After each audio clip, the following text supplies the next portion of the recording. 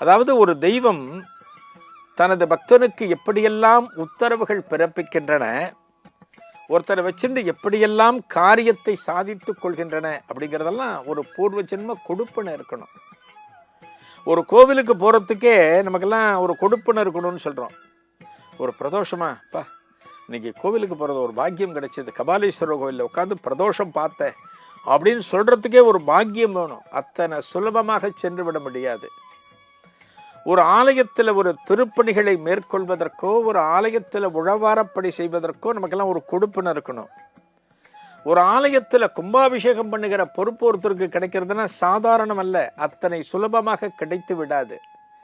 அதுபோல ஒரு கோவிலையே கட்டுறது அப்படின்னா அது என்ன அத்தனை சுலபமான விஷயமா?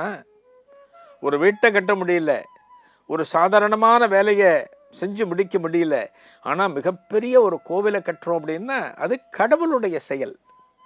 கடவுள் நம்மை ஒரு கருவியாக வைத்து கொண்டு தனது பணியை அவர் பூர்த்தி செய்து கொள்கிறார்.